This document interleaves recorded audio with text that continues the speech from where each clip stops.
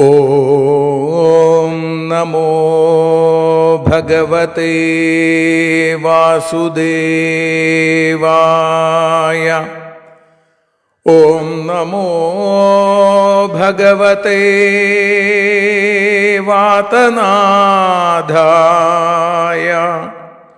ഓം നമോ ഭഗവതേ നാരായണായ.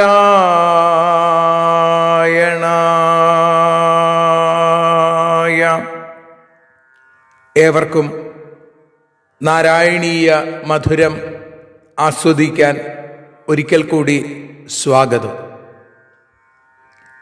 മൂകം കരോതി വാചാലം പങ്കും ലംഘയതേ ഗിരിം യൽകൃപാതമഹം വന്ദേ പരമാനന്ദമാധവം.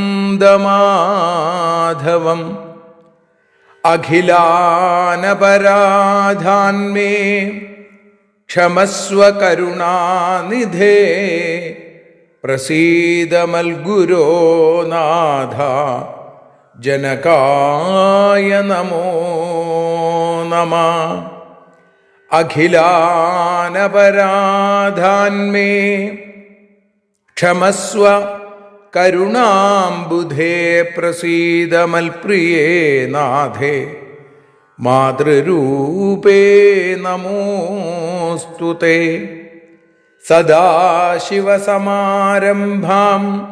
ശങ്കരാചാര്യമധ്യമാം അസ്മദാചാര്യപര്യന്താം വന്ദേ ഗുരുപരമ്പരാം. നാരായണീയത്തെ പറഞ്ഞിടുമ്പോൾ നാരായണാഖ്യനെ നമിച്ചിടുന്നു. നാരായണൻ വായുപുരത്തിലീശൻ നാവിൽ നിറഞ്ഞെന്നെ തുണച്ചിടേണേ.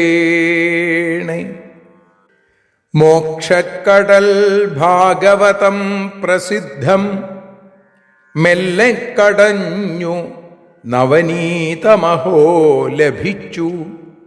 മന്നിൽ നരന്നു ഹരിഭക്തി ലഭിക്കുവാനായി മേൽപുത്തൂരേക്ക് സദയം ശുഭ സ്തോത്രകാവ്യം.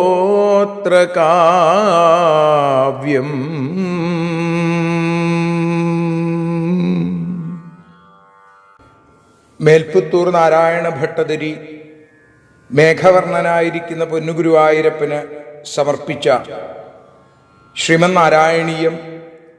ആ നാരായണീയത്തെ നാരായണീയ മധുരമായി നാം ആസ്വദിച്ചു കൊണ്ടിരിക്കുന്നു. ഇന്ന് 215 ദിവസം.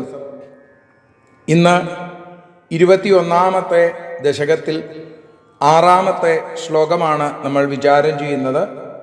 പതിവ് പോലെ ശ്ലോകം, അർത്ഥം, വീണ്ടും മനനം എന്നുള്ള രീതിയിൽ ശ്ലോകം, തുടർന്ന് ഭാഷാഗാനമായ ശ്രീഹരിയം, ഒരു നിഴൽ നാരായണീയം വഞ്ചിപ്പാട്ടിൻ്റെ ഇണത്തിൽ പാടി ഭഗവാന്റെയും ഭട്ടപാദരുടെയും പാദാരവിന്ദങ്ങളിൽ സമർപ്പിക്കാം.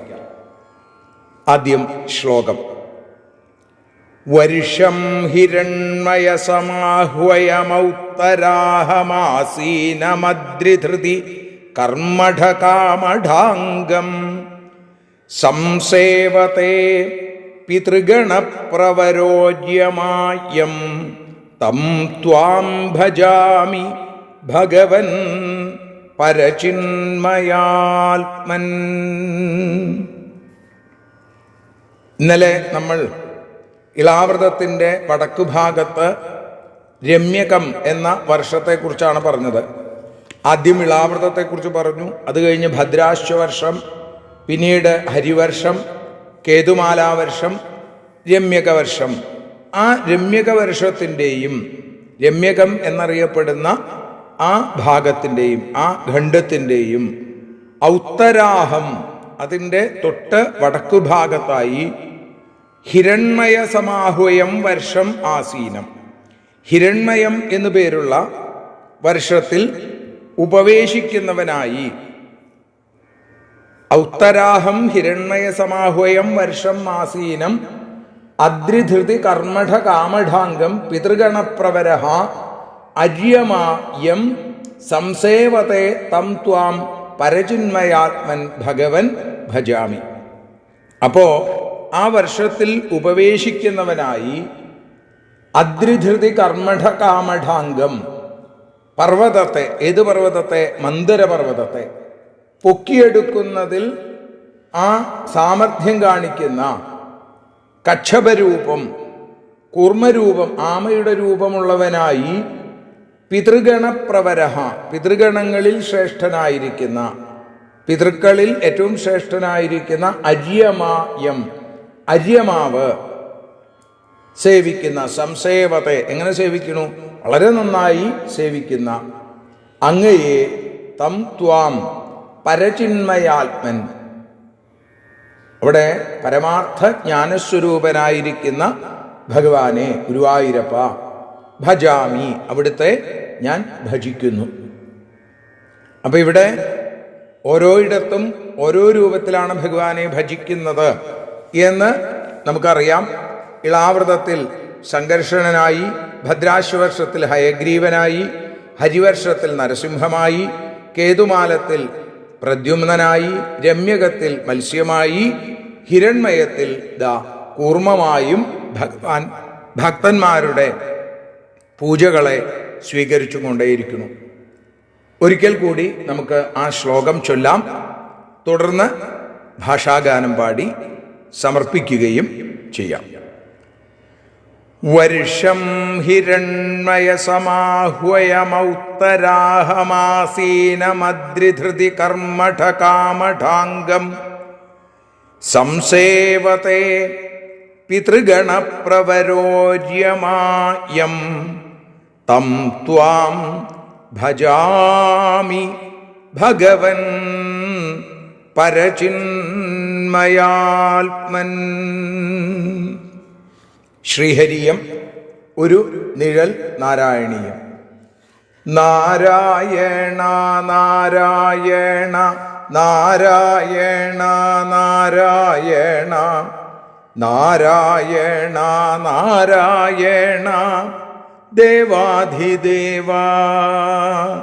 ഹിരണ്മയ ഭൂഖണ്ഡത്തിൽ പിതൃശ്രേഷ്ഠനായിടുന്ന ആര്യമാവു സേവിക്കുന്ന കൂർമ്മമൂർത്തിയേ, മന്ദരത്തെ താങ്ങിയതാം ജ്ഞാനസ്വരൂപനേ ദേവാ, അവിടുത്തെ പാദപത്മം ഭജിച്ചിടുന്നു. നാരായണ നാരായണ നാരായണ നാരായണ നാരായണ നാരായണ ദേവാധിദേവാ. കായേന വാചാ മനസേന്ദ്രിയർവാ ബുദ്ധ്യാത്മനാ വാ പ്രകൃതേ സ്വഭാവാൽ കരോമി യദ്യൽ സകലം പരസ്മൈ നാരായണായേതി സമർപ്പയാമി. സ്വസ്ത്യസ്തു തേ കുശലമസ്തു ചിരായുരസ്തു ഗോത്രാഭിവൃദ്ധി ധനധാന്യ സമൃദ്ധിരസ്തു ഐശ്വര്യമസ്തു ബലമസ്തു രിപുക്ഷയോസ്തു